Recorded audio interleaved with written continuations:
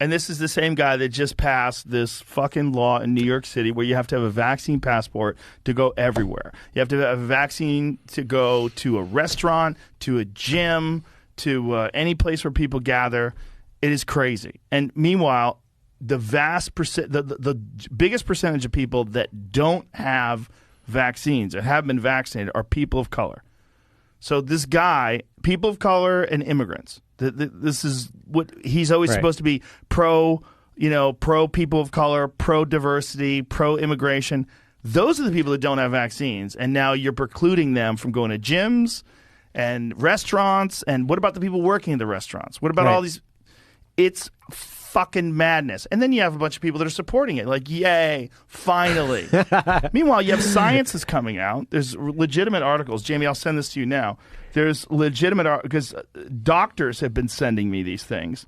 And, this is neither pro nor con vaccine. This is not a judgment statement. But imperfect vaccination can enhance the transmission of highly virulent pathogens. Right. So this is a scientific paper from 2015 that shows that here's one important quote: vaccines that keep the host alive but still allow transmission can thus allow virulent strains to circulate in a population.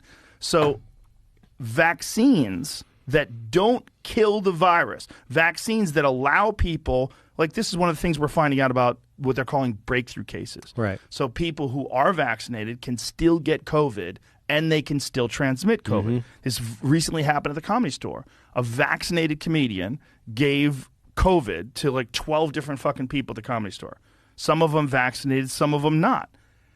That situation where the vaccine just kind of protects you from serious damage, right? But it protects you from really being like badly hospitalized or death, but doesn't stop you from getting the virus, can possibly lead to more potent viruses. So these people that are saying, oh, it's these unvaccinated people that are responsible for the variants.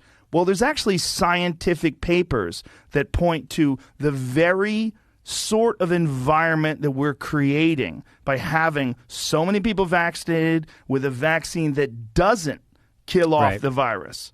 It actually can lead to more potent viruses. Try finding that story anywhere. Other than doctors, I'm getting PhDs sending me these things. Guys who won't speak about it publicly because they're worried about the blowback. People who are physicians, people who are even epidemiologists, even people that deal with diseases and viruses. They're concerned. And they don't want to talk about it publicly because people call them anti-vaxxers. Oh, yeah. It's really wild out there. Oh, it's wild because they've somehow managed, and when I say they, meaning the political elite and then I think their established media representatives, have somehow managed to turn this into a political issue, right? Mm-hmm. And that's dangerous. Like, it's dangerous for any politician to play in that game where they're using something as meaningful and quite possibly dangerous for the country as political posturing or virtue signaling, right? And you see it all the time because you see these guys are wearing their masks for the camera, but then they take them off. AOC just got busted doing that yesterday. You see the video? Yeah, she of course. Had no mask on, hanging out with everybody, and then they go to take a picture. Yeah. She puts the mask on and then takes it off after the picture's done. Yeah, or they can have parties, what is it? How about Obama? Yeah, Obama's having that 700 guest party or whatever it is. I heard he's going to tone it down to 600 yeah. because of the pandemic. He's going to make it a little lighter. But you can't go to a gym in New York. Right. Unless you have a vaccination card. Right. Or you can't go out to eat. We're going to shut down small businesses. You can't go to a comedy club. And I think it's rules for thee and not for me scenario. And people read right through that shit.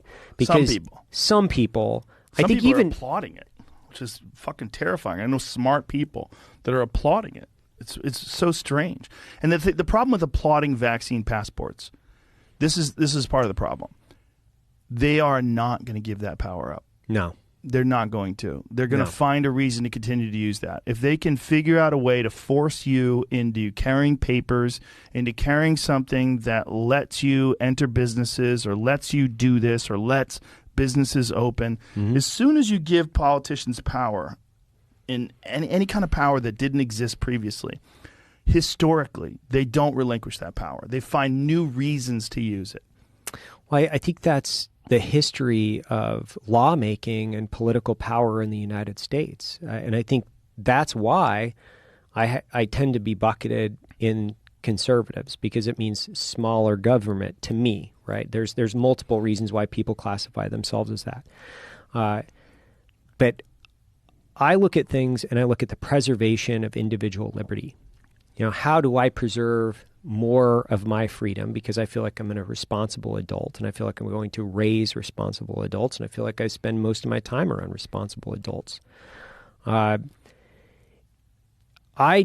It's such a disconnect in individual philosophy when I find people that are actively looking for ways that they can forfeit their individual liberty and hand it over to somebody where they feel like they have a better interest in running their life than they do. Right. And I understand the balance between, we have to have certain laws and regulations that protect people against, overt dangers. But I also understand your statement where I think politicians and I would say lawmakers and government bureaucrats have a really hard time relinquishing control once they have it, because makes it their job feels easier. good. Yeah. Makes their job easier. They can just tell you to shut the fuck up, do what I say, and you have to. You can't work anymore unless you do what I say. That's essentially what a vaccine passport is. Right. You can't do what you want to do unless you do what I want you to do. I mean, Don Lemon was talking about that openly on CNN. Yeah. Don't have a vaccine? Can't go to the supermarket. Don't have a vaccine? Can't go to work. Like, it's so strange that people want to say things like that. Like, that's the thing that blows me away. Why do people want to?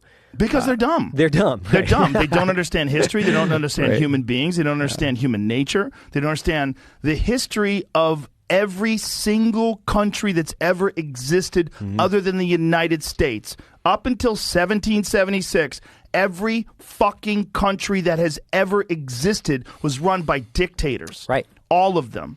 This is the first one where you had elected officials. This is the first experiment in self-government that actually worked, and it created the greatest superpower the world's ever known. It created the greatest cultural machine, the greatest machine of art and creativity and innovation right fucking here. And how did it do that? It did it through freedom.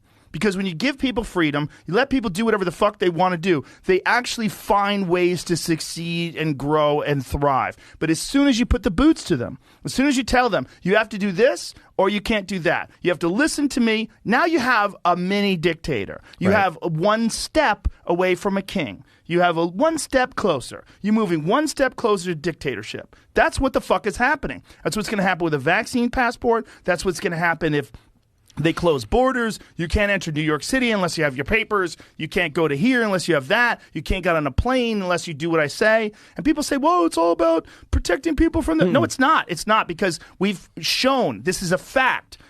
Just a couple of months ago, the idea of a breakthrough case was unheard of. Nobody heard of anybody catching COVID that had a vaccine, right? That was the whole idea. You get a vaccine, you don't have to worry about it. Now we know not only do you get it, but you can spread it. And some people have died. Apparently, it's a small number.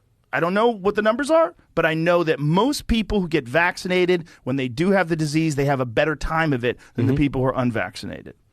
But where are the people out there calling for people to get healthy? Where are the people out there calling for people to lose weight? 78% of the people in the ICU for COVID are obese. 78%.